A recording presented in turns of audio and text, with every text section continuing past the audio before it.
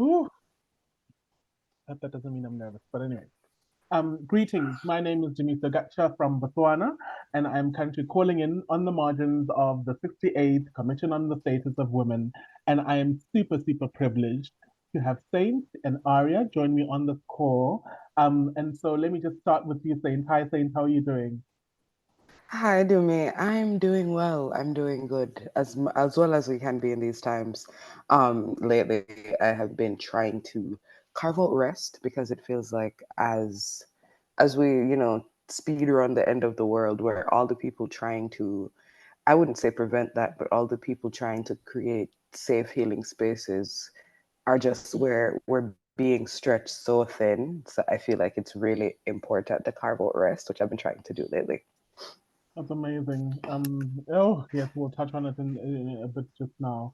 Āryā, how are you doing? Thank you so much for joining. Oh, you're still on mute. Oh, Good. All right, there we go. Thank you for having me, Dumi. I am mostly I'm here. I think that's the main thing. I'm looking forward to get a bit of rest. I'm supposed to leave the city tomorrow, and yeah, I'm hoping that might give me an opportunity to retreat into myself, so to speak. Yeah. absolutely. Mm. And so I think fundamental to joy is one rest, to also to some extent escaping, and I guess more importantly, merely existing. But I know for many of us, we're not able to do so. And so even though we're not commemorating Trans Day of Remembrance, it is a stark reminder in that we live in a world that is consistently challenging, that is filled with violence, variant forms of violence. And I think amidst all of this, the question really is about how do we seek ensure and sustain joy within the context of our surroundings. And so maybe just, as a quick start, let's start with you, Āryā, alphabetically. Maybe just introduce yourself, so that, the audience can appreciate who you are and what you do. And then, in the end, please do let us know, how would you define joy for you? Uh, yeah. So yeah, my name is Āryā JP Karijo. I'm a trans activist based in Kenya. I like introducing myself mostly with absolutes, with my humanity. So I am a human being. This human being exists as a trans woman. She lives as a lesbian, and I also like to describe my politics in my description. So I view the world through an African feminist lens. So that's my uh, introduction. So existing in joy. This is a really hard one. Seeing especially, I mean, all the things that are going on in the world, not just to our communities, but generally the world, because for a long time, the existence of queer people all over the world was anchored on like human rights, was anchored on that there's systems in the world and these systems support our existence. But then I think 2023, 2024 is when there's a lot of questioning of those systems. There's governments who don't care. I mean, we've seen in Burundi, our friends who've been in jail since February last year, they got released February last month without charges, just for being queer. And their president keeps saying, like he didn't regret his statement that queer people should be stoned. And so then we have what happened in Ghana, the new law, and I know the Kenyan one where I live is somewhere in the pipeline. It's been in Parliament in draft since last year, and it's likely if it goes to Parliament, it's gonna pass, regardless of what people in our organization say. Yeah, and so yeah, for me, that aspect that where we've anchored ourselves previously, like in systems of government, in legal systems, in human rights systems, in systems of the rule of law, and we've gotten to that point where we can't depend on those systems anymore. Like the powers that be in the world have shown they can violate those systems. White Christian and anti-rights groups from the states can influence African parliaments, and our leaders will just throw us under the bus for whatever benefits. Again, we've become an electoral topic, so anyone who wants to get into power and doesn't want to discuss huge topics like economics and futures will just speak, oh, I'm a godly human being, and these people are people of the devil. So that's the background in which you're asking me to talk about joy. And so one small thing I found to do this year is to disassociate myself from this system, that my joy is not dependent on the law and order, the rules of law system. It's not based on democracy and presidential systems that we always told we can depend on. And so I've been trying to find other things to anchor my joy, well, to anchor my existence on, which will provide for me joy. And so, yeah, I haven't found much, but for me, the first thing is, community. And community, I don't mean organizations. I mean people who were like, okay, we share this and we like move together through life. So community is the first. And with my people, we are trying to create more and more space for ourselves. And space is basic space, like somewhere to live, where to get food, things like that. And so, and the fact that we're doing it together is a source of joy for me. It's the first source of joy that I found that is not system dependent. Yeah. Thank you so much, Āryā. And that really was many absolutes, and that I really appreciate and just want to honor that. And I'm just trying to, I have been trying to hold back my tears, and I don't think that that would happen so early on, but it's poignant and powerful, and it's critical, and really sets the tone within the context of the work that we do. That being said, Saint, please do introduce yourself, some of the work that you're engaged in, and also how does joy manifest itself for you? Hi, my name is Sasant Ashley. My pronouns are he and him and his. Whenever I would say, in contrast to Āryā, whenever people ask me to introduce myself, I like to think of things I haven't said before while introducing myself. So when people are like, oh, I especially love when you go to spaces and they give you like a very specific icebreaker question. I think that's really fun. Um, so we can start with the facts. I am 24 years old. I was born in Jamaica. Elsewhere, I'm currently based in Montego Bay, Jamaica, and I've been out as trans for coming up on 4 years now, and I've been doing movement work for, I want to say, maybe 5 or 6.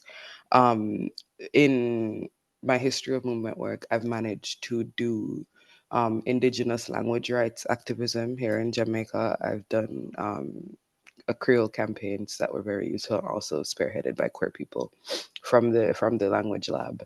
I did a significant tenure at We Change Jamaica, which caters to women, non-binary, and transmasculine people.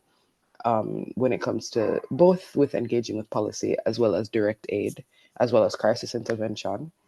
And yeah, so my journey so far has been, speckled and dappled with different causes, but I think what is at the root of all of those is I care so deeply about these things. While I was in uni, when I was working on that campaign, I remember thinking, it is absolutely astounding that people that live in this country, that speak the language built in this country, can't be served while speaking it in public. They can't fill out necessary forms because they're seen as less than. And ultimately, all kinds of activism are coming from a corrective urge to get rid of the idea that some people are less than. And as we think about who gets to be less than and who imparts this idea into our head, we are familiar with the legacies of colonialism that bring us here. And we see that in the neocolonialism that Āryā is talking about, where Western governments are directly rewarding right-wing oppression in the African continent as well as in the Caribbean.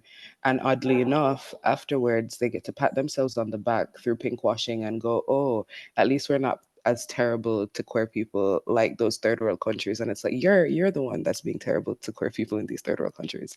Yes, it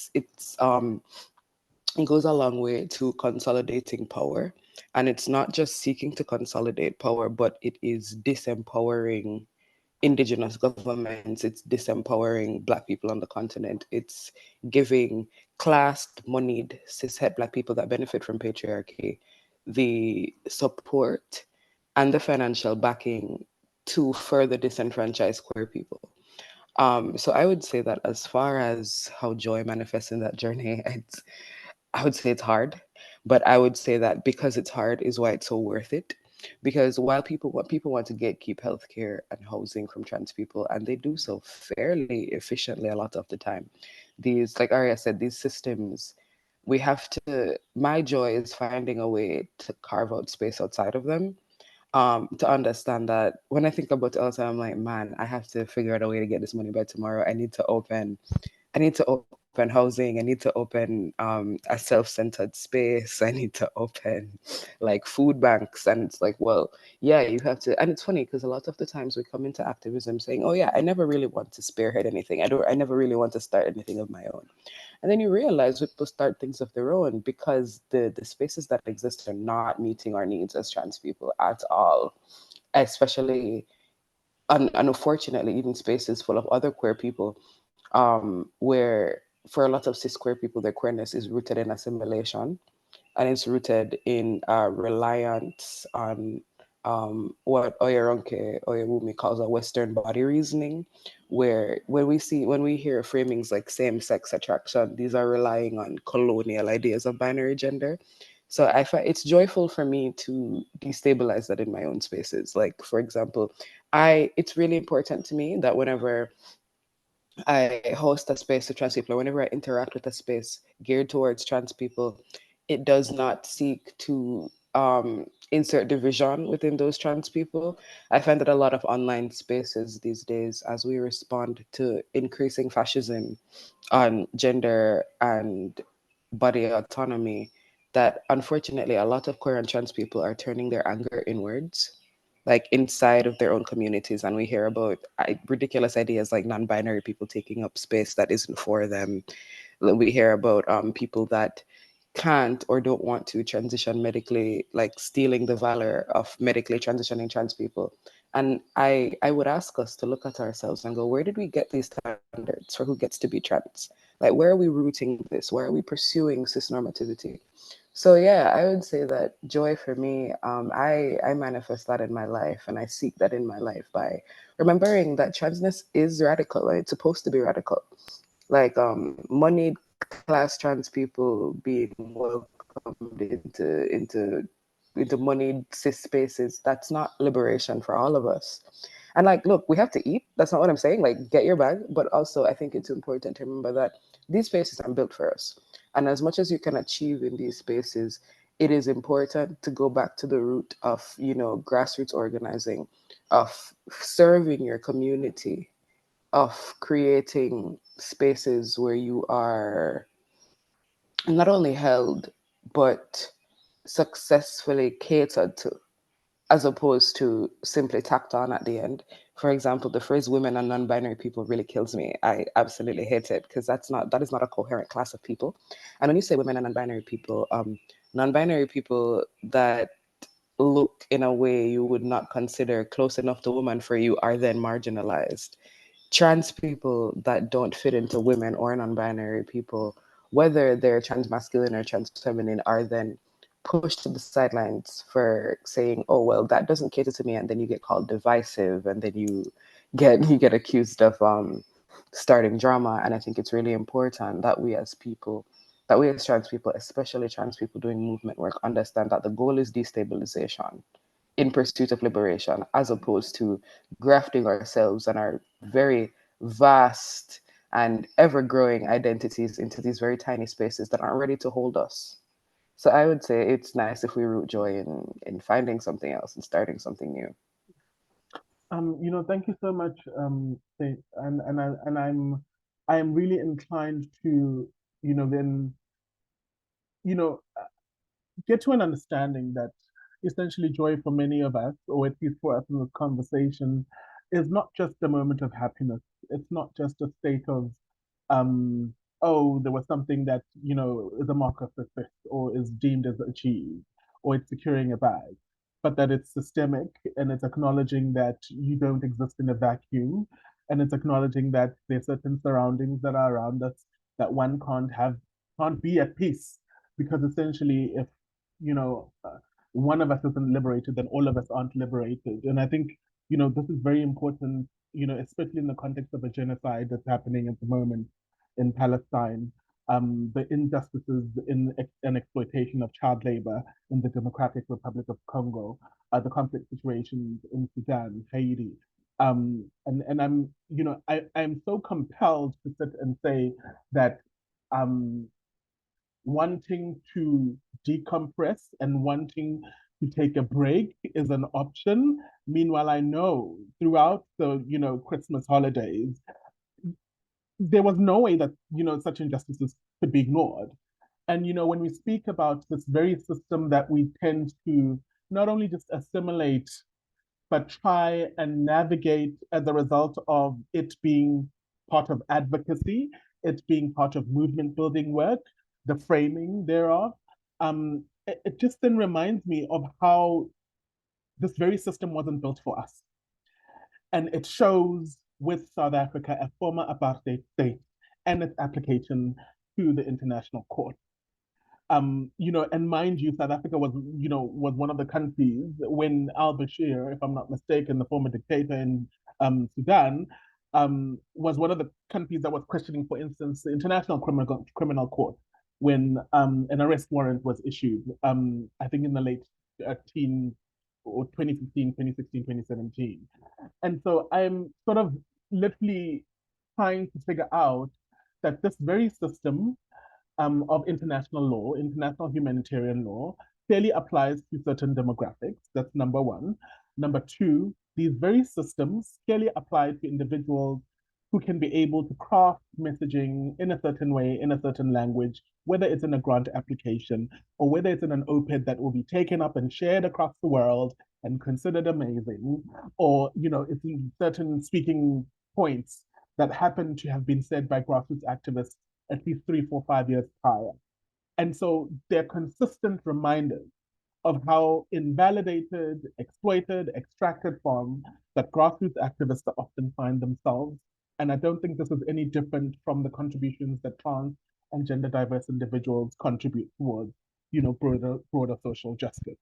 And so then my question really is, how then do we ensure that joy and liberation can be the norm, can be the aspirations against this unending system within the philanthropic development industrial complex that consistently speaks for our needs, that consistently speaks for challenges, and never really our hopes, aspirations, dreams, our creativity, our music, our song, our dancing, our joy, and our rest. How do we then bring that in within the context of this world that we seemingly can't escape, because we still have to get resourcing, we still need to get fed, we still need to find some form of social protection, and more importantly, we still need to find some community, because we know that not all community is able to understand, frame, think, and possibly even congregate under this very different lens. Maybe Āryā? Yeah, Dumi, that's like a very important question, and like yeah, like all the things happening worldwide now. Yeah, like I've just the fact that a lot of international systems could ignore like what's happening in Palestine, in Sudan, in Tigray, and in Congo, and just pretend that it's not something that's not happening. I think that was the biggest red flag for me with the system. So like, okay, like this is people's lives, like literally being alive or dead, and they can turn a blind eye. Like people can be killed, and the court says, yeah, like don't do genocide. Like 20,000 doesn't show genocide yet. Please prevent genocide. And like the that was a big red flag for me, because I was like, okay, like the right to life, if the right to life can be dismissed in such ways, then they will not also think about our right to being and our right to love. Like, and I think it opened something in my mind. I was like, African countries, on the tangent they are on, yeah, even if they violate us, in what way? All these governments that claim to be human rights led and human rights centered or democratic will just be like, oh, we strongly condemn what's happening in, wherever, Ghana, Uganda, Kenya, if it does happen. And they will always issue those statements. They might entertain us in some of the courts, human rights courts, but the commitment really like to anchor all of these things on people's lives, the right to being, not just to being alive, but to living life. And living life also includes existing in ourselves, whichever gender, whichever ways we exist in this world. That's also part of the right to life. And loving it's like the most human characteristic that can be ascribed to the human species. So if these things can't be upheld, then the questions are like, what are, like, we've been making so much efforts for this institution, like, like researching, writing to rapporteurs, petitioning, even our protests are within the system. We go get a permit from the government so that we go protest, because we've been told like these things is what brings change.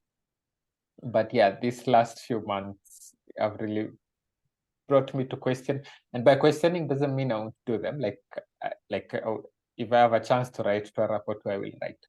If I have a chance to demonstrate, I will demonstrate. The thing I won't do is anchor everything on these things, because I'm like, the system, yeah, like I'll use them as an offensive so that the powers that be don't feel, like we can get away with everything. They should know there's a group of people that are saying no. There's a group of people coming to court. There's a group of people coming to the streets. And there's a group of people writing to the mechanisms. So that's my offensive to whatever anti-rights efforts are in the world. But my defense is where I protect my joy, my being, and my community. That's the defensive, making sure we have small spaces where we can be together. And like I said at the beginning, where we have our basics, like our housing should not be dependent on if we are criminalized or non-criminalized in this country. Our livelihood, our health.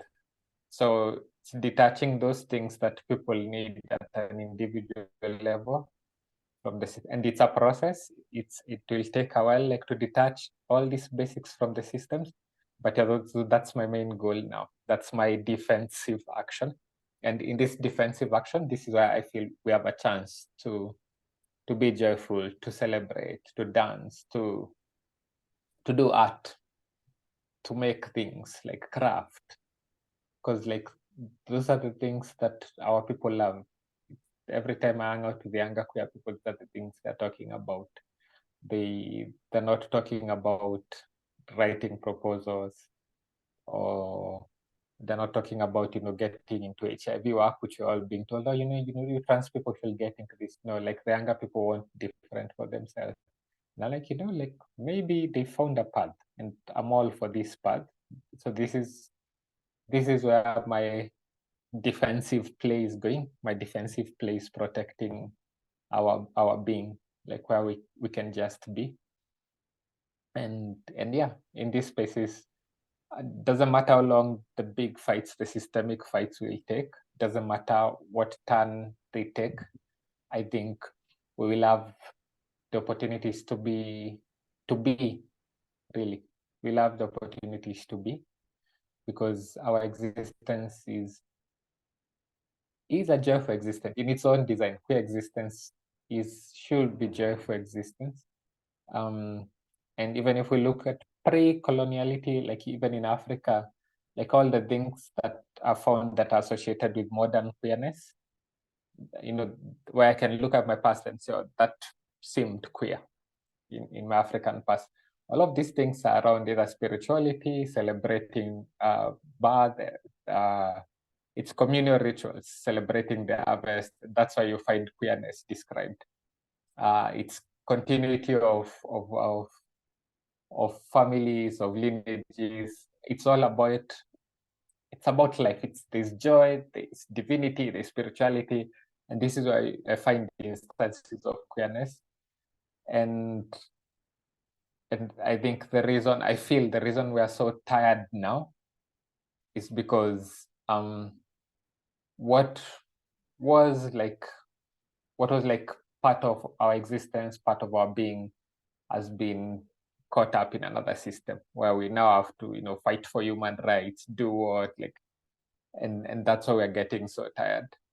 But I feel like even if we have to work within this system, for livelihoods, and because this system has also captured the way people live in the world, not just for queer people, but we can also be insiders and outsiders, working, like doing human rights work there. It's the way it's designed, but also getting a deviant alternative that gets our community the joy back to the joy that was ours before colonization, before everything. So the joy, the being, the spirituality, all of those things that could be ascribed to queerness before we all started being part of this system. Yeah, I feel like I've rambled. I'm not sure if I've been answered the question. No, but you did, Āryā, and I think I appreciate that because you really recognize and acknowledge all the things that are not material, all the things that are not economic forms of participation, all the things that are not part of the metrics that are often considered very linear, and the statistics and the numbers that keep counting but exclude those who are outliers and that's marginalized. And so I think that's very important. Saint, I'm going to bring you in, especially in acknowledging the Yogyakarta principles. I think in the 10-year anniversary, there was an inclusion of the right to truth. And I think for me, it's there's a consistent need for that truth, but we have seen even at a nation state level, truth being, skewed, in some instances omitted, and outright never even spoken or facts even presented. And I think if a nation state can do that, then that means law enforcement can do that, and consistently see examples of that. We consistently see examples, as you alluded, in terms of some of them. You said destabilizing, but I'm reminded by Toni Morrison's word around distracting. And it's a consistent, perpetual cycle that denies us of this truth. And I think even with the early days of just recognizing these injustices and atrocities that are happening globally, it's like there's a conundrum. You're either doomed if you do, or you're doomed if you don't. And so I think for me, at least, one avenue in terms of, speaking truth to power in a way that doesn't threaten white fragility, in a way that doesn't offend the powers that be who happen to be in enablers, whether it's UN agencies or with, philanthropic actors, is then, sitting there and demanding that, we speak in a language and act in a language of truth, and that truth manifests in joy, and that truth is experienced, truth is alive, when there's liberation. And so, how or what do you think is needed to ensure that we can be able to advance that in spite of so many of these different issues that impede us from actually realizing and acknowledging trans joy and trans liberation? I'm actually really happy that Āryā went before I did, because Āryā is so great at expressing herself. And she said something I want to pick up from, which is that the joy that we are seeking has been stolen from us by colonization.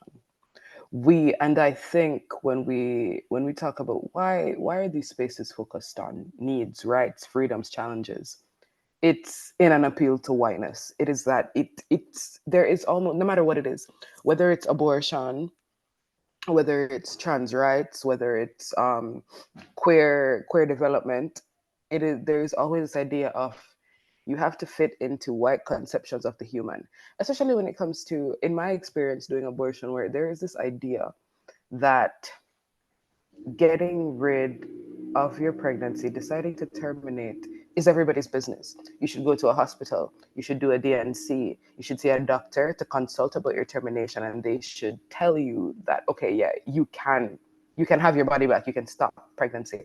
And I think that and I think when you, as you say, Dumi, that as we try not to threaten white fragility, but also be honest, there'll always be a conflict, because whiteness is about deception, and yet it's about distraction. Racism, queerphobia, anti-queer sentiment, transphobic violence. It's a distraction from us pursuing the agency and the autonomy that is rightfully ours. And as I think through that, what comes up for me is the idea that we have to do it anyway. Threatening white fragility, looking at risking being permanently excluded from these systems. You have to do it anyway, because I guess when it comes to whiteness and honesty, one of these things matters and the other one doesn't. And we have gone through eras and epochs and eons of whiteness being the order of the day. And whiteness and white supremacy dictates silence. It dictates a tendency towards comfort and away from honesty. And I think it is so imperative that as Black people, I mean, as not only as trans people, but as Black people from the global South, these conceptions of the human didn't even involve us. That like the human rights, the people that came up with these ideas were slave owners. These people were actively denying Black humanity and Black autonomy. So I think it's really important that when we engage these systems, you have to know what you're getting out of it. Like, okay, you can write the grant application for the funding, but are you going to siphon that money into your own pocket, or are you going to build the house you told them you were going to build? And in my experience, especially in the Jamaican context, I don't know if when this comes out, people are gonna get on my back, but a lot of advocacy organizations here are vehicles for people's professional self-aggrandizement. And I can imagine it's similar elsewhere, because when you have a sector like the nonprofit sector, people see it a as a site for building social capital. It's not about helping anybody. And you might say it's about helping people, but it's really about being seen helping people, regardless of who you are or aren't helping. It's about being seen as an executive director, being seen as a figurehead. And it comes back, Dumi, to that extraction you talk about. The people you're helping are not in positions of power. The people you're helping are not getting their names and their needs written into these line items in the budget. And when we think about it, there's a reason they're doing it on purpose. It's almost, I say it all the time, it's almost as if funders and the larger NGO spaces that fund smaller ones don't want you to actually do anything. Like, they'll tell you, oh, we fund these really specific things. We don't fund mutual aid. We don't fund space making. We don't fund project starting. We only sustain existing projects. And it's like, do you want me to do anything? Do you want me, or no, you don't. You want me to do things in a way that reifies whiteness, that reifies capitalism, that does not destabilize class hierarchy. And then you want me to pretend with you that that's change. You want me to pretend with you, because you gave me this money, that is like actually impactful. And I think those are the ways we manufacture consent. Those are the ways we manufacture consent to genocide. Those are the ways we manufacture consent to the creation of these spaces that don't actually change anything, but appear to be changing things. So when you follow the money and you realize it's people of the ruling class that are giving funding organizations these huge endowments that they can then write off as tax breaks, you go, well, maybe, and you kind of start thinking, oh, that's why the system doesn't work. Or, well, maybe the system is working because it's created not to change anything. It's created to stop a gap. You're not actually supposed to have a better quality of life at the end. You're supposed to be seen trying and failing. I say it all the time. I I'm wary of people that want to pursue a long time career in advocacy, because if your advocacy and your activism is useful or impactful, you shouldn't need it anymore. Whenever people have these 20-year careers in activism, I'm like, so what you're telling me is you don't actually care. Because one, if you were doing important work, you would be hunted like a dog by the state. So you can't, I don't really know how you're how you're stepping into these figurehead spaces when the actual vulnerable people are hiding because our lives are threatened. And two, when you think about the money and what it's actually funding, it's funding these huge convenings. People are flying in from all over the world. People are actively contributing to climate change to have these conversations that are ultimately very vacuous. So I think it's really important that we shift, or even if you don't want to shift, that you at least question these metrics of challenges and rights and freedoms. And it's like, whose rights? When we talk about human rights, whose rights did they have in mind? And can that initial conception be extended to include marginalized people and gender diverse people? And unfortunately, I'm edging on the answer is no. I don't think these conceptions can be extended to, we can't stretch that to fit liberation into there because it was inherently exclusionary. We can't find liberation in the suppression and the repression of our identities in service of cis heteronormativity. The master's tools really will never dismantle the master's house. So I think as we question these frameworks, we have to decide, well, am I going to plead for my human rights to these white people that fund these spaces? Or am I going to collate my resources with other people that are fed up? And are we going to become a part of something bigger than us that actually cares about our well-being? So I feel like when we're talking about how will we find joy, how will we find liberation in these spaces, how will we get how will we get the service and the justice that we need? We'll get it by making it ourselves. And it's a little disheartening because there are so many causes that get funded, and it's causes that ultimately are in alignment with capital and in alignment with white supremacy and do not pose any threat of destabilizing these things. When you think about animal rights, people love campaigning for animals because animals are the perfect victims. They can't disagree with you. Like the lions are gonna say, "Oh, we don't want your white help." Yeah, so it's really easy to say, "Oh, here, let's focus on these causes where people aren't engaged, where you have the perfect victim, where you have the entity whose liberation is easy to sell to you." But it's really hard to sell Black trans liberation. It's extremely hard to sell Black trans liberation. And when I think about it, I think about when people say, yeah, well, if Black women were free, we'd all have to be free. I wager if trans Black women were free, if Black trans feminine people were free, we'd all have to be free. And I think every time, whenever I'm in a gender space doing gender work, especially abortion work, I like to collate these causes together because I'm like, look, the same people telling you can't abort your baby are the same people outlawing queer existence.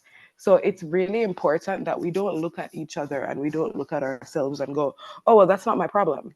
Oh well, what do trans people have to do with abortion? That's not my fight. Yes, it is, because it's all the same fight. We're trying bit by bit to chip away at these outrageous, obstinate systems that were put here to kill us ultimately. And I think we're not honest about that because it makes the stakes a bit too high. When Āryā talks about it being life and death, I think that's very serious. And I don't think enough people look at it that way. Similarly, the feminist organization's silence on issues like Palestine, on issues like what's happening in the DRC is so telling because it's really easy to go, oh my God, it's International Women's Day. It's very hard to go, hey, we should stop using children to mine cobalt. And then, and I saw someone say the other day, I don't remember who it was, that there's a reason we're focusing on situations like Palestine. Or well, there's two reasons. And one, it's anti-Blackness. It's much easier to care about a victim that's not Black. And two, it's easier. Like you're so far removed. You are not the entity of Israel. You are not imposing these things onto these people. But whenever we talk about the liberation of the Democratic Republic of the Congo, we talk about people in the DRC being able to control their own resources, we in the West shy away from that because it's like, well, how will I get my new iPhone if we stop mining cobalt from the Congo? And it is because white supremacy has atomized us so separately. We are individuals first, or we're subjects first. The community is second, which I find astounding because when I think about the things that have sustained me up to this point, the things that have brought me here, it's been community.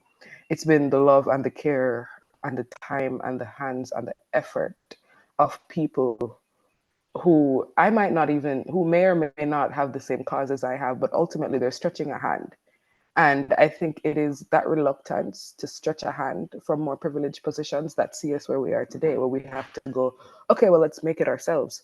And when you go, okay, I'm making it myself, and you tell these entities, I'm not interested in participating, they think of you as snooty. You think you're over it. They go, oh, okay, well, you're not interested in community. No, I am interested in community. I'm not interested in having my name and my face and my thoughts co-opted in service of the dominant paradigm. Like, I'm not interested in a lack of destabilization.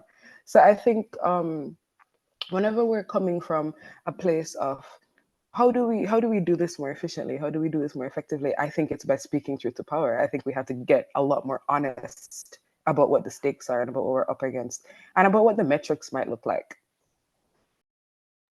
Thank you so much, Saint. I mean, when you mentioned siphoning, I think, for me, I was sitting there and like, but, I found so many grassroots activists, especially amidst the pandemic, that, were siphoning as a result of protest, protest to the control, the protest to not being allowed to do certain things, and then literally seeing that life or death scenario in front of them. And I don't think people speak enough about how suicide ideation is common and prevalent. I don't think people speak enough to how burnout is so deeply normalized that you can't even say that it is violent. Um, People have a certain perception around organizing already, and I'm trying to figure out, why is it that this hierarchy or the structure exists even within the context of a movement that is supposed to be a collective, or these spaces that are supposed to be community. Meanwhile, we know full well that the hierarchies exist, and so I'm really trying to figure out, amidst all of these structural and systemic issues, and I'm actually trying to figure out, how do you not go mad, right? How do you not go mad? The anger is obvious, it's a given. The disassociation that Āryā spoke about is a given because it's really about also self-preservation, self-care.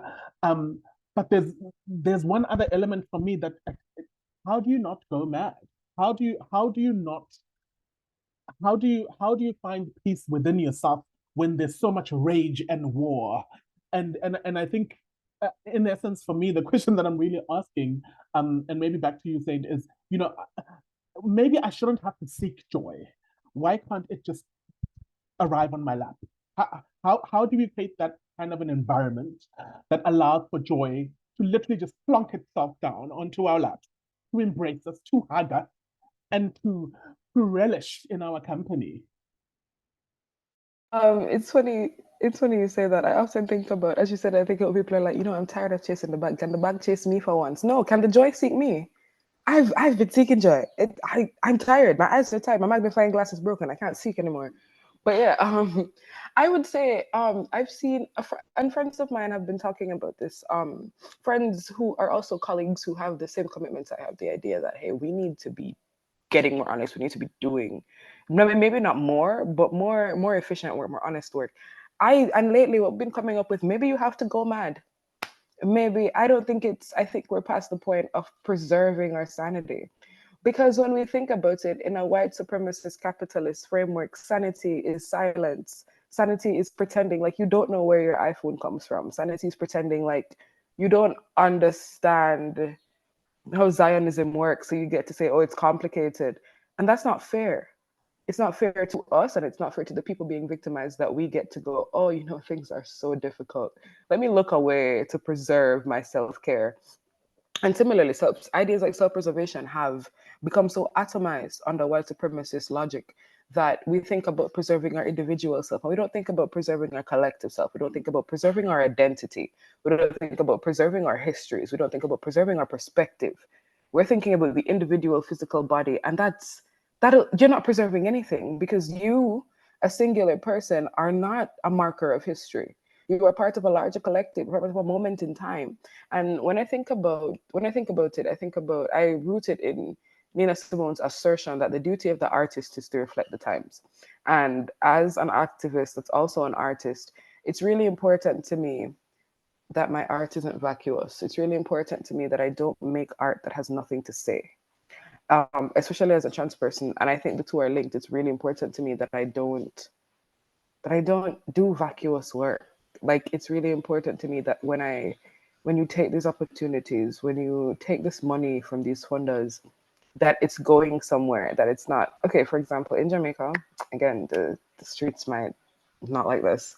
Um, the dominant paradigm that has been this way for the past maybe 20 years is queer organizations doing sensitization sessions for the public when it comes to queer people. Like, oh, hey, queer and trans people exist and they might come here and need your services and you should not refuse them.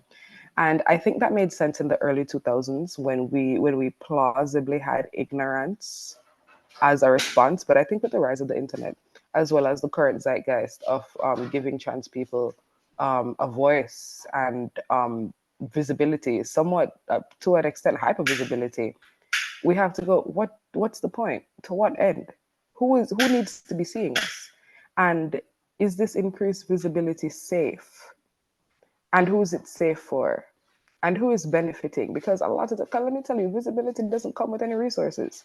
People are seeing you, you're unprotected, you are spotlighted, you're scapegoated, and you don't get anything back. You don't get anything in return. So when people wring you dry of all of these of everything you have to offer, of your perspective, of your life, of your voice, and then they discard you, and you're exactly where you started. You have no resources. The people in your community don't have resources. So yeah, I think it's very irresponsible in my own personal context for people to still be doing sensitization sessions, people to still be for people to still be pursuing partnerships with embassies. And I'm like, the global north embassies that are criminalizing queerness in Africa, these are the people that you think are on your side. I find it astounding. And this is allegedly the sane way to handle things. So I think we have to stop trying not to go mad. I think you need to go mad and see what's over there, like what's on the other side of trying not to go mad, and how can we, and maybe that's where the joy plunks itself down into our lap. Because for me, resisting the urge to perform sanity, resisting the urge to perform politeness, resisting the urge to perform centeredness in a very uncentered world is saying, hey, I'm not going to live dishonestly. I'm not going to perform the nonchalance because I care. This shouldn't be happening. People shouldn't be dying. And I feel the same way about COVID. Oh my goodness. When it comes to COVID negligence, especially among leftists, there are a lot of leftists, a lot of organizers that I used to respect who have turned a blind eye to COVID in the same way the state has urged them to. And I'm like, wow, you're okay with mass death. You go to these parties, you go to these convenings, these indoor convenings where nobody's wearing a mask. You will listen to the CDC about quarantining for a day or two, even though you know, as queer people, as Black people, that the state doesn't have your best interest at heart. But it's really important to you to go to raves. It's really important to you to dine indoors with no mask on. And I think a lot of the times, even as marginalized people, we have to step back and go, whose oppression is my freedom founded on? As a disabled person, I'm disabled in multiple respiratory ways, and COVID has almost sidelined me to my house. The lack of a public response has asked me to do it myself. So luckily I already work from home. Luckily my friends understand that, hey, I'm a sick person, and to preserve the health of my loved one, I'm going to carry myself in a way that's safe. And when I look at it and I see wider leftist organizations having these huge convenings, when I see leftists prioritizing things like joy by going to these elective events where that are really super spreader events, we step back and we go, wow, so everybody has a line where they won't care about mass death anymore. So you care about genocide at the hands of the nation state. You won't care about the genocide of disabled people that we have all been participating in for 4 years, in service of capital, in service of sanity and normalization. And we see it. We see the pathologization and the criminalization of people that still care about COVID. I don't know if anybody saw that op-ed with that lady whose partner has long COVID, and she's like, "Oh, my partner is so anxious about COVID." Like, and it's like, oh, I want to go outside and I want to have fun. Yeah, but your partner will die. Like, you're talking about fun when this is life or death for this person that you came to care about, and you're like, oh, they should just get over it. I'm like, are you missing the part people die from long COVID? Like, you'll die. So I think it's really important that when we affirm ourselves and we affirm our freedoms and our rights, whose rights are being taken away to fund mine? Whose freedoms are being maligned so that mine can fly free? And I definitely think that as Black trans people in the global South, it's often us. It's our freedoms that are being impacted so other people can gallivant. It's our nation states that are criminalizing queerness so that countries in the global north can act as these safe havens, even though they're the one behind these bills. So yeah, I think I think maybe joy, maybe the kind of joy that throws itself at you that you don't have to seek is on the other side of sanity. Because right now, to be sane means to be dishonest. To be normal means to be dishonest. And I think if we're pursuing newness, if we're pursuing the kind of situation where joy will indeed plunk itself down into your lap, you have to get rid of the dishonesty. And I also think like indigenous spiritual centers will also tell you this. Like spirit really only rewards you if you're asking with an open heart. And if you're asking honestly, your spirit will never give you what you don't actually want. So it's really important to get very aware of who you are and what you want and what your personal stakes are, so you can ask for that, because it is moving with and through this honesty that we'll find something new. Because what we're realizing is the dishonesty that is the current order of the day is not helping anybody. It's not working. Yeah. So my answer is going mad and seeing what's over there. I don't know. Yeah, no, thank you so much, Saint. And as you said around desensitization, and I think we are deeply desensitized not just from violence, we're deeply desensitized in instances of injustice and inequity, especially in how many media reports really frame harmful gender norms.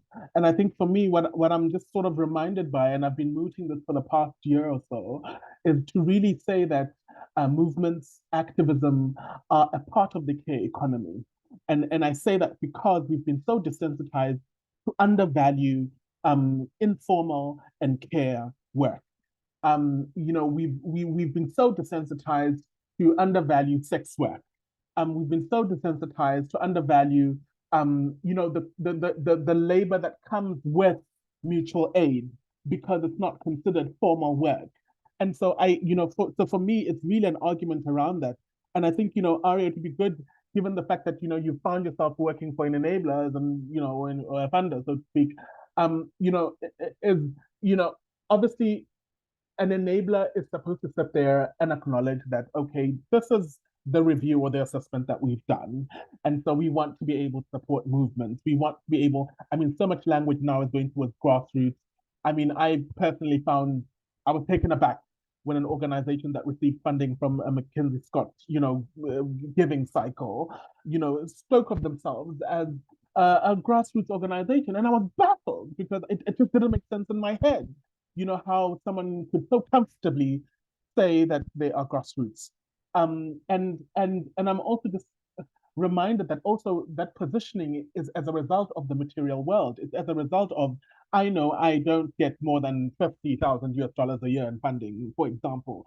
And I know I've been stuck in this perpetual cycle of project, consistent projects. And so that means if I've got 5 projects in a year, I'm doing 5 reports, 5 M&E reports, 5 cycles of learning and impact and whatnot, and 5, project closures. Whereas, those who are receiving multi-year funding, in some instances, the quantum figure doesn't even mean that you have the dignity of a salary or social protections, because that is palatable risk, so to speak.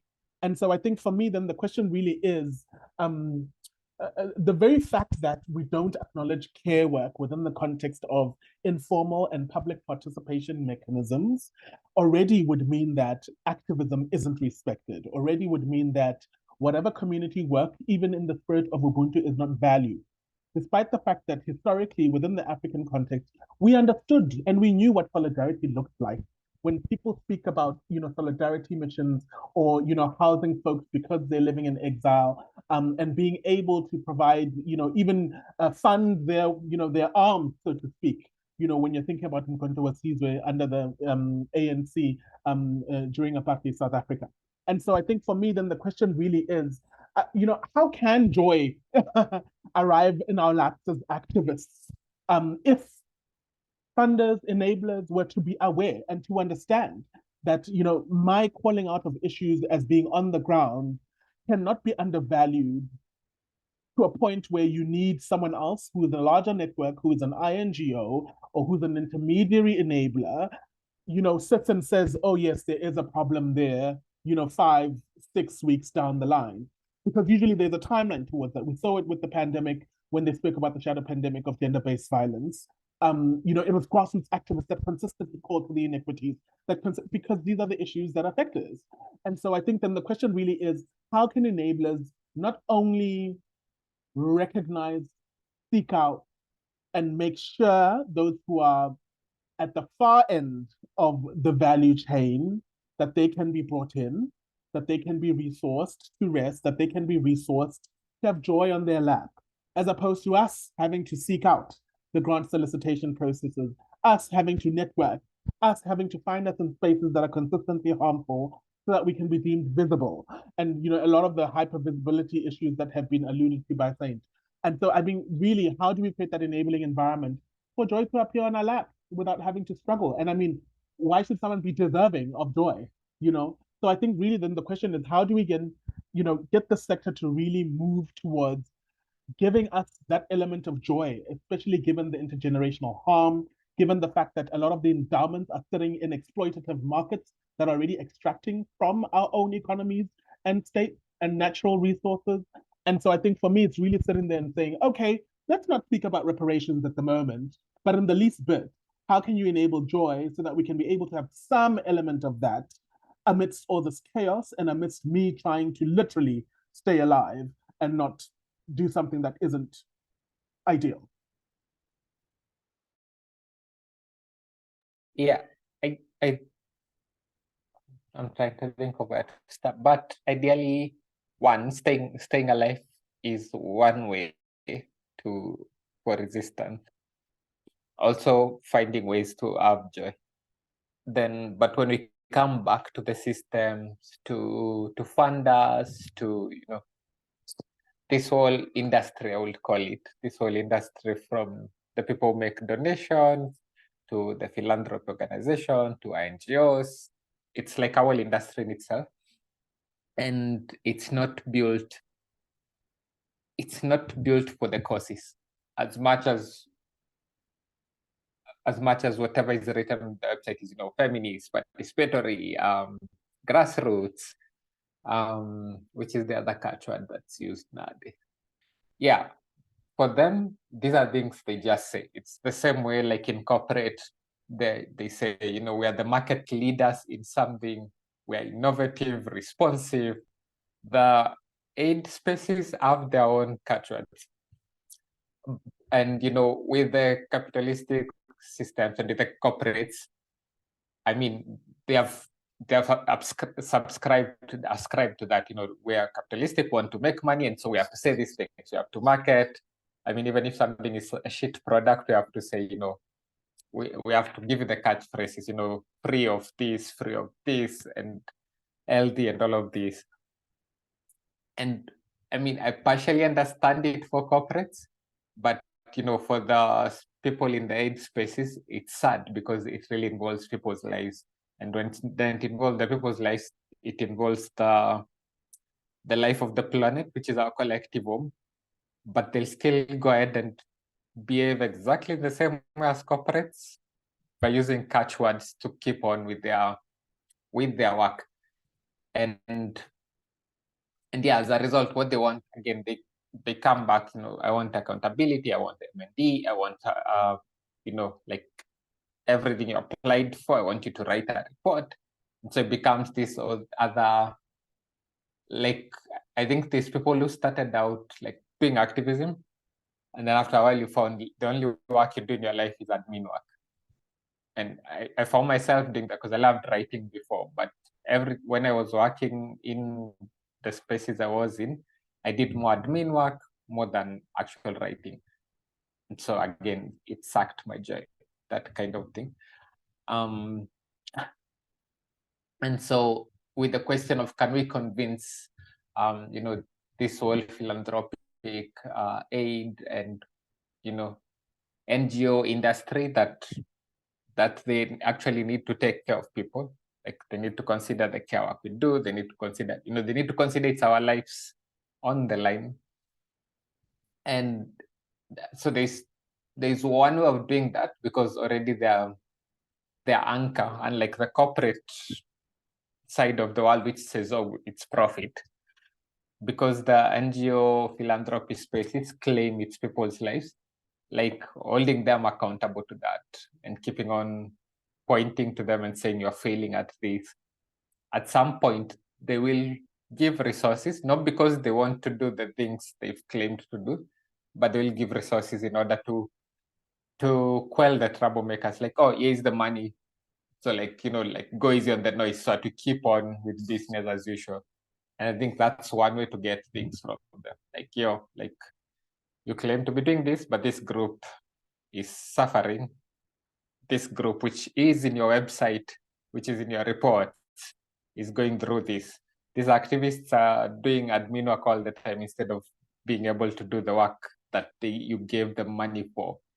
So calling them out on their own lies or pretenses or on their own front is one way to get resources or in the spaces where they can do the work.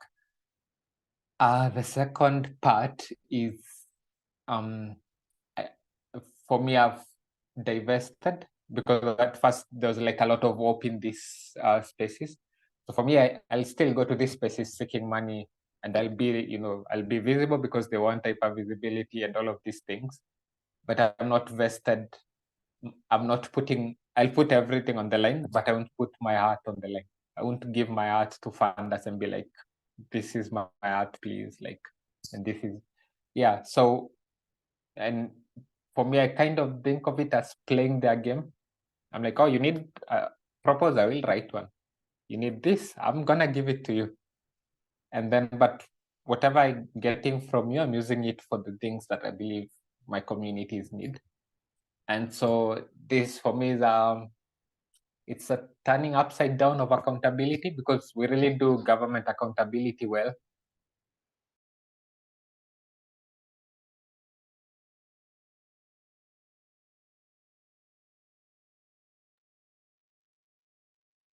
Āryā, I the think line Arya's is, frozen for me. yeah, it's also frozen for me, but hopefully she can come back.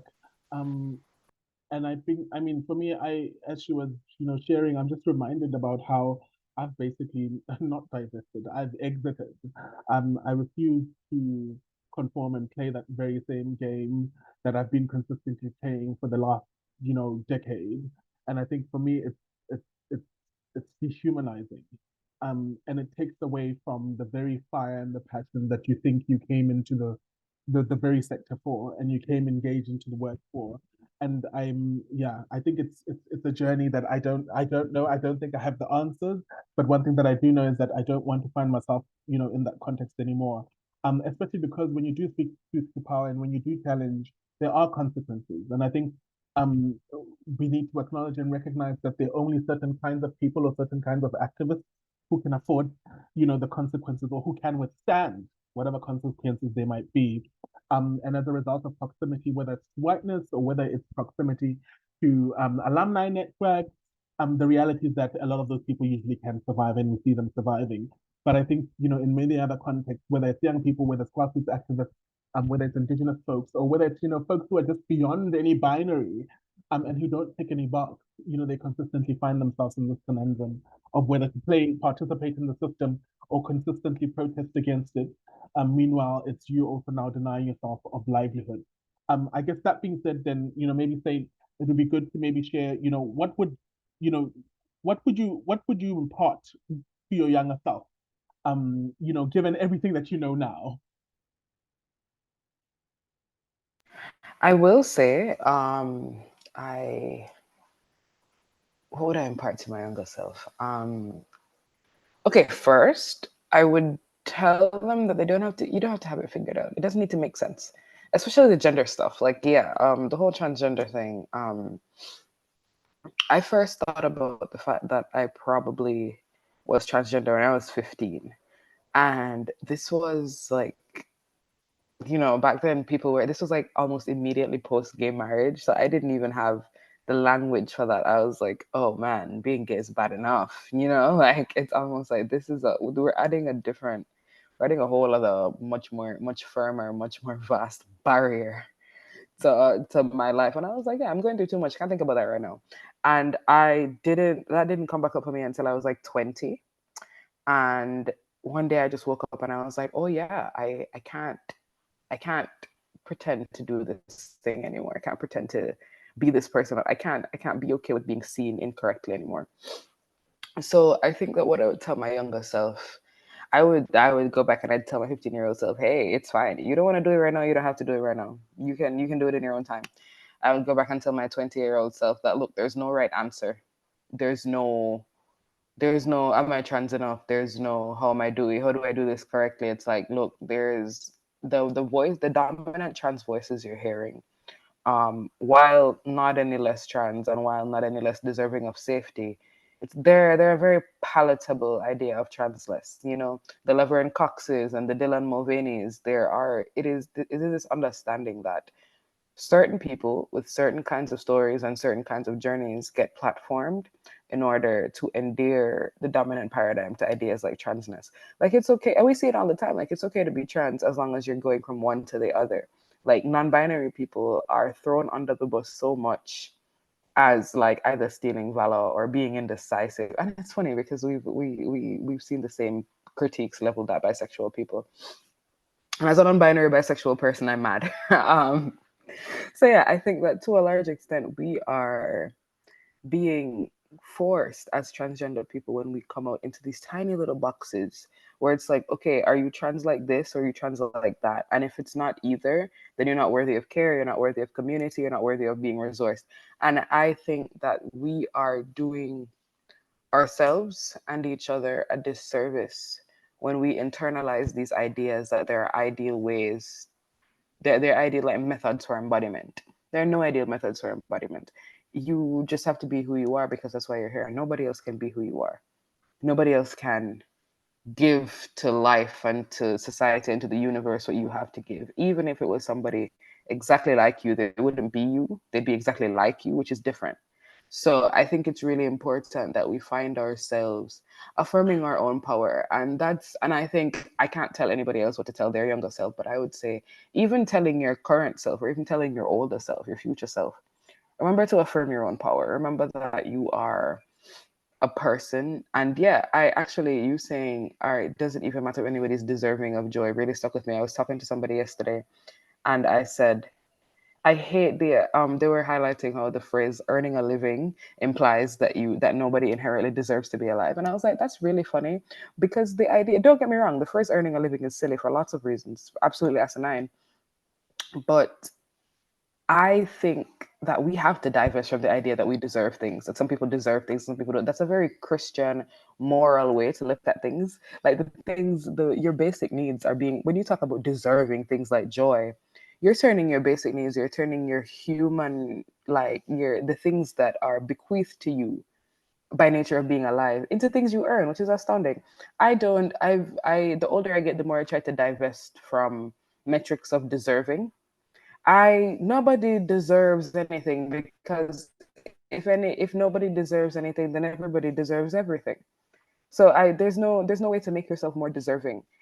It's I think we have to focus on community and desire. What do you want to do? And who also wants to do that? And how can you collate your ideas and your resources for building and for success? And we also have to divest from colonialist notions of success. Like Black excellence is getting on my nerves. I don't care about Black people being included in Hollywood. I don't care about Black people being on the Forbes list. I actually couldn't care less because Black capitalism will not, has not, and cannot save us.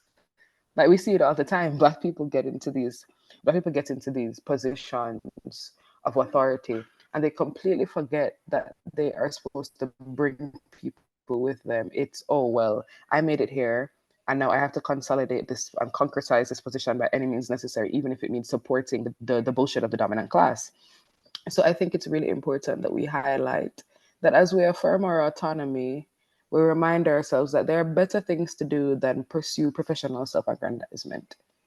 You should care. A headline I love all the time is that newspaper that says, I don't know how to explain to you. Yay, Āryā's back.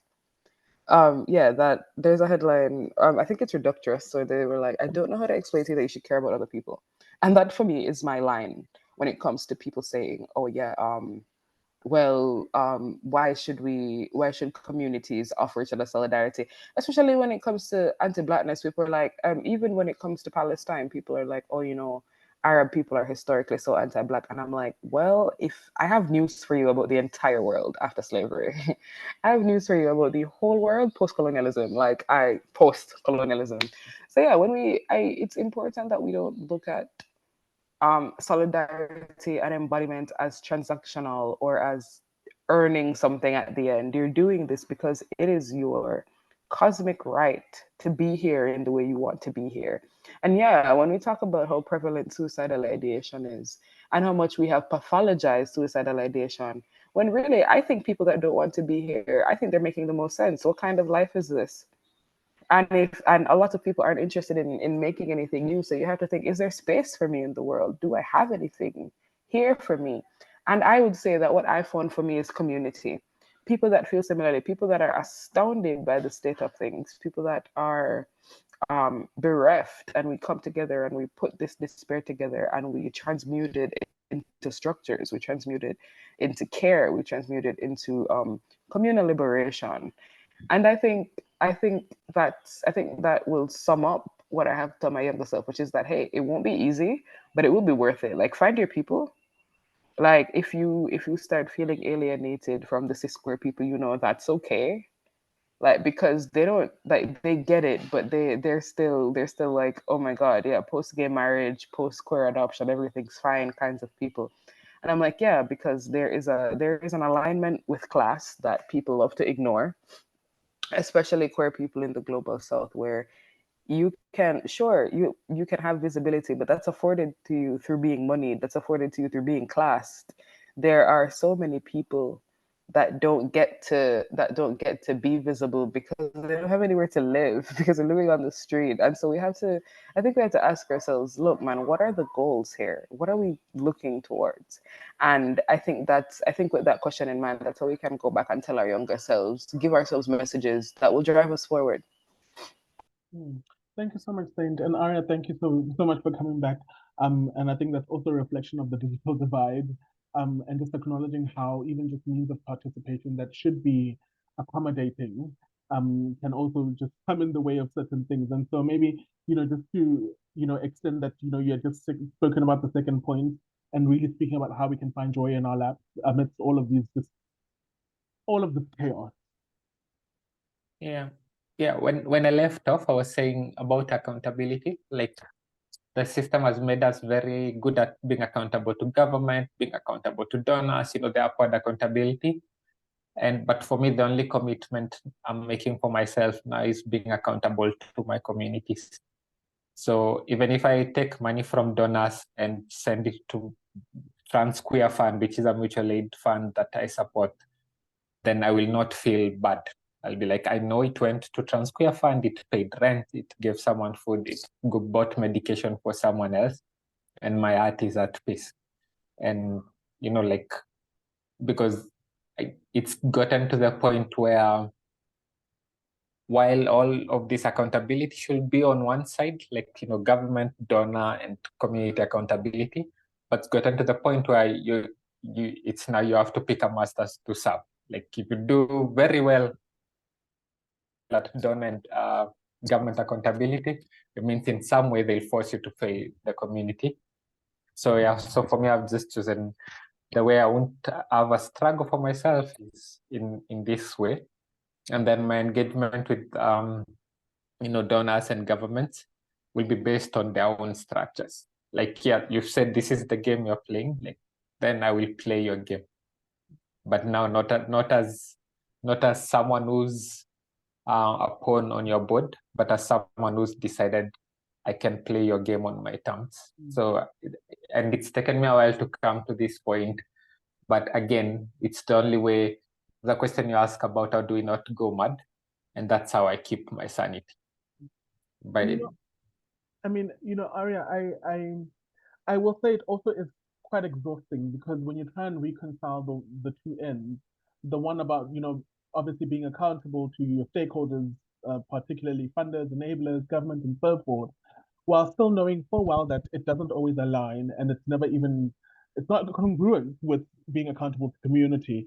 And in many instances, some of those reminders, I don't even want to call it accountability, because in many instances it's triggers of what you've also survived, and triggers of, how you cannot excuse yourself, how you cannot resign, how you cannot take leave off of or from. Yeah. And for me, I think that's being, for me, that's what grassroots is, right? When you're deeply planted in that community, and literally your body is in pain when someone else is in pain. And I think for Yeah. me that, you can't always be able to articulate it so succinctly within a grant application. You can't, put a quantum to those lived experiences. You can't put a quantum to the ferociousness of, someone having endured and survived an atrocity and having to somehow navigate accountability, justice, while still caring for themselves, while still caring for the other previous traumas that they maybe could not get proper healing from, because the conventional ways of mental health are not accommodative, and they don't acknowledge and recognize gender diversity. And they don't meet some of the parameters of the checkboxes of whether it's being neurodivergent or living with HIV. And so I think for me, then it's really just sitting there and saying, for you in your journey, what would you have said to your younger self? Hopefully to a point where then that joy finds you and you not have to go and seek for it.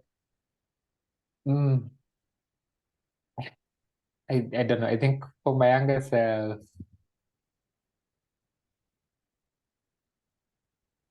I don't know. I normally feel like these characteristics from my younger self that have kind of brought me in this path. And I can only tell my younger self, hey, I'm staying true to us. Because the things that make me now, I think were very, whether the information, but I would say they're part of my younger self. So just say, hey, I'm still not failing. Yeah. So and I'd be thankful, I guess. Yeah. And and I think while it is harder for me than for my younger self, like I think for my younger self, since all of these things are information, were in a state of formation, I think there was more joy then. So I'd be like, hey, it gets harder on this side. It gets harder to keep being true to ourselves, but we're still doing it. Yeah. I think, I would tell my younger self that, bills are not fun. I would tell my younger self that, ignorance really is bliss. And because I feel like a lot of my work and my engagement has been trying to heal my younger self. Meanwhile, I don't realize how, even when violence was very normalized, that I was at peace. I was at peace because I did not know that I was a victim. I was at peace because I did not know better. I did not have any boxes that I needed to fit into, because I was who I was, regardless of what was happening. I was oblivious to the reasons why I would, for instance, experience bullying. And that for me was a lot more peaceful than now having the knowledge, like they say, knowledge is power, and not being able to do anything about it.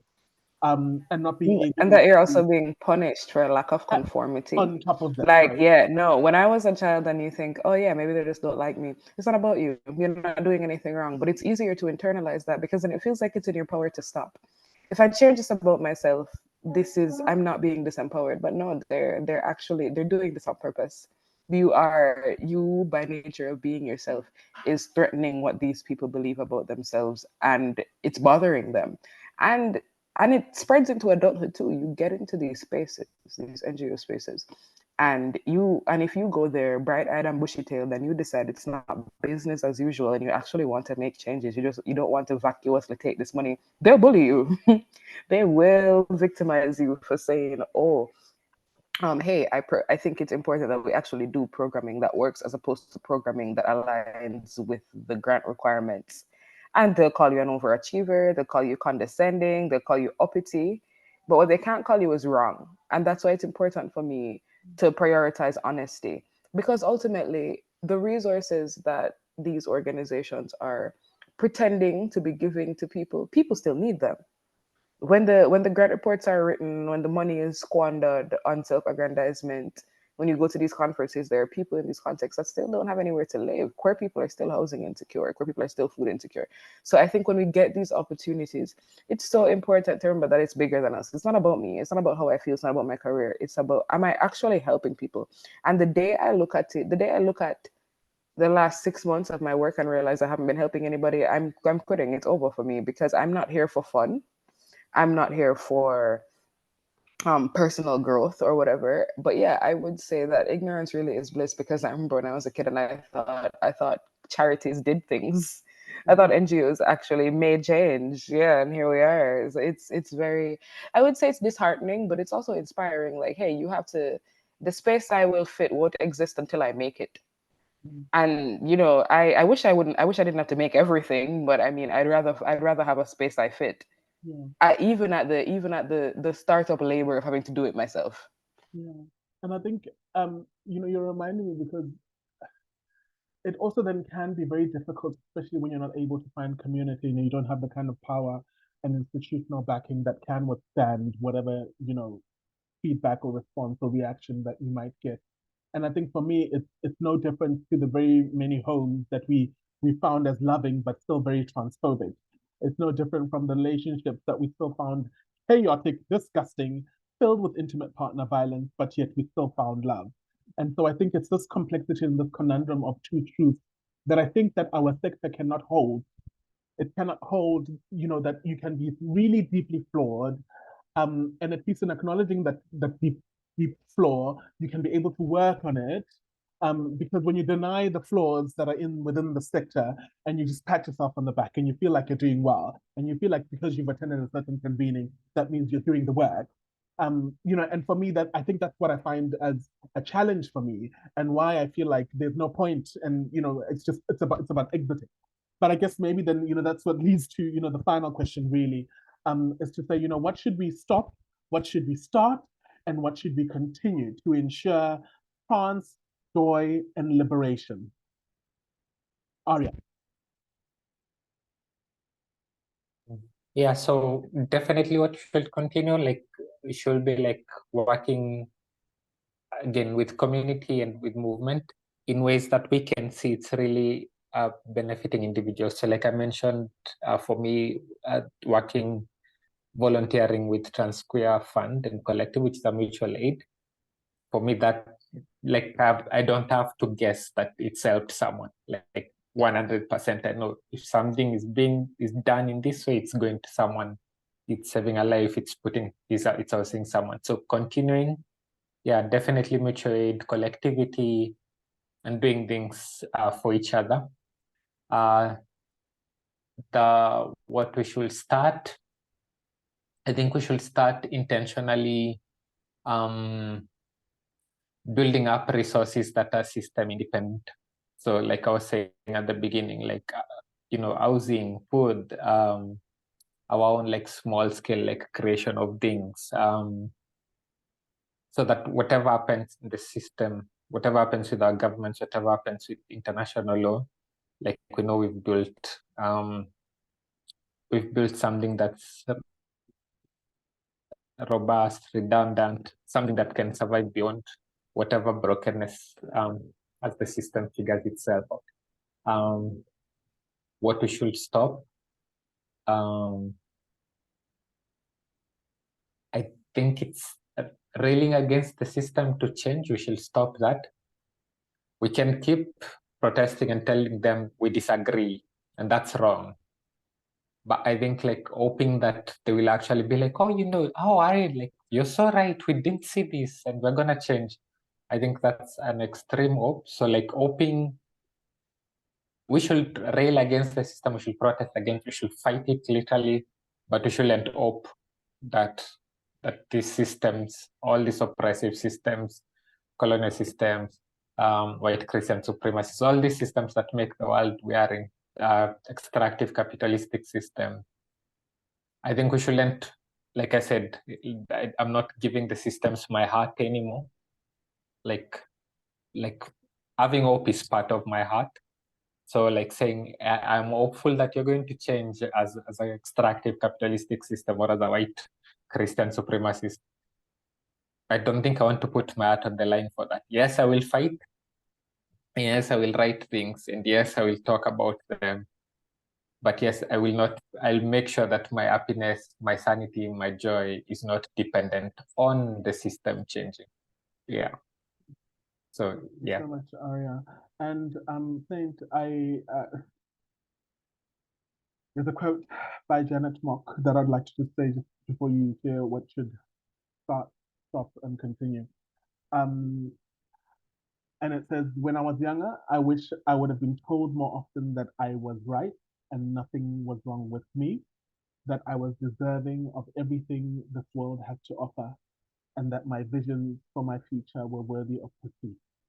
And so you will give us the final remarks from this amazing conversation.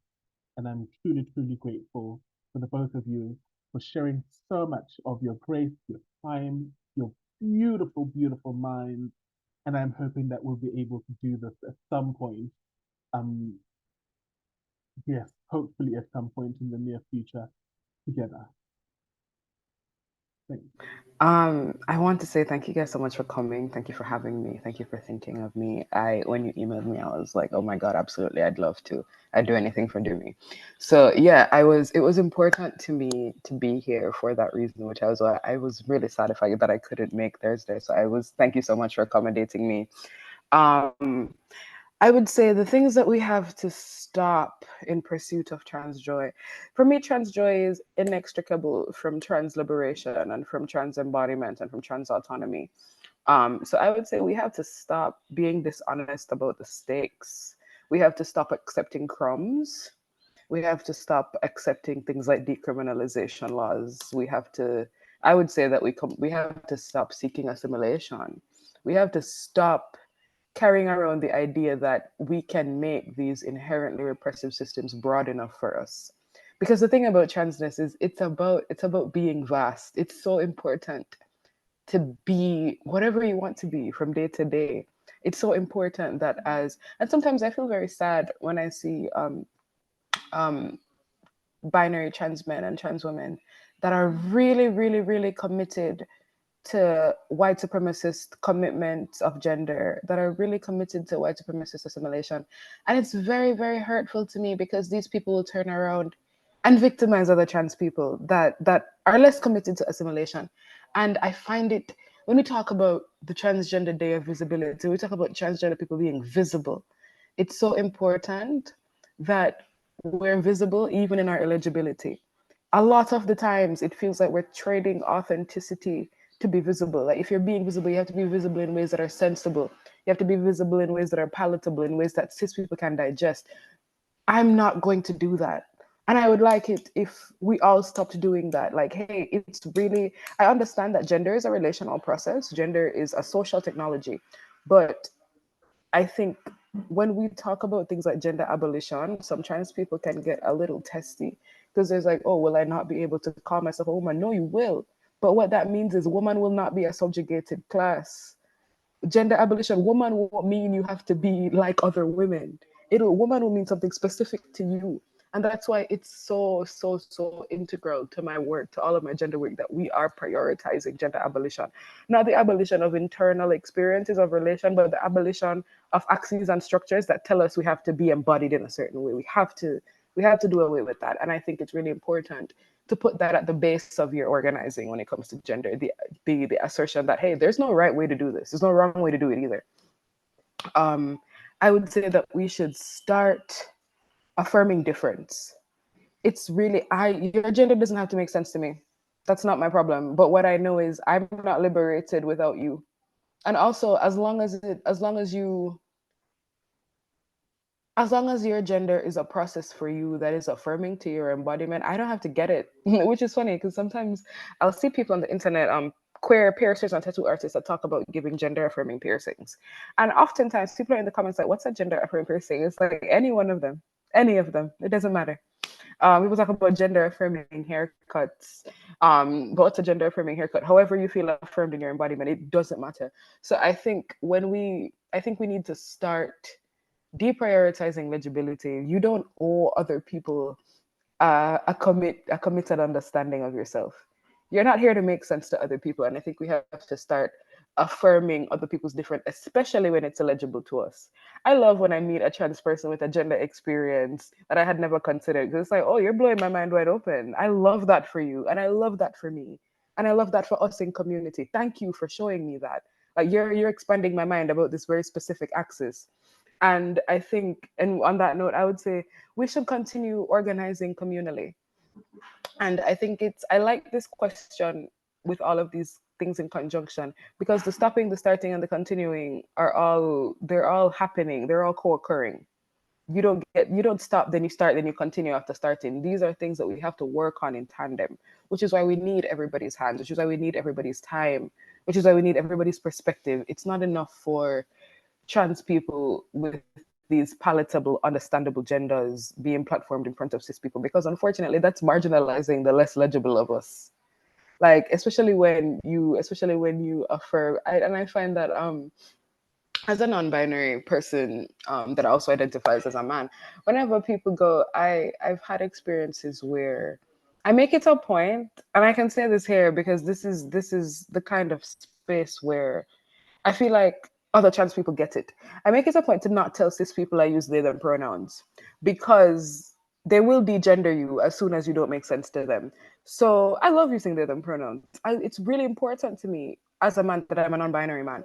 However, I will affirm that cis people only use he him for me, because I will not let you cauterize my identity to make sense to you. Because I'm sure if somebody told you they only use they, them, you'd have a hard time using that as well. I won't let you use that to not expand your definition of who uses he, him pronouns. One time I worked in an organization, and the board chair, the first time we met, we didn't know each other before I transitioned. She's only met me as a man. And I wore a dress that weekend because I live in Jamaica and it's hot. And wore a linen dress. And for 2 days, she misgendered me nonstop. And yes, I use they them pronouns, but I had not told her I use they them pronouns. I told her my pronouns were he him. And all weekend she called me she her or they them, to the point where we were at a round table, the entire team. And I said to her, "Is it that you've never met any men? Do you not know how to use he him pronouns? Or are you just committed to not affirming me?" And she was like, "Oh, I'm not doing it." I was like, "No, but you are doing it on purpose, because you've met men. You know how he him pronouns work. You don't respect me enough to try." And I think we have to start respecting each other enough to try, and we have to continue to commit and to recommit to destabilizing these ideas that you can be this thing this way, but you can't be that thing that way. I think what trans people have to teach the wider world is the importance of self-creation.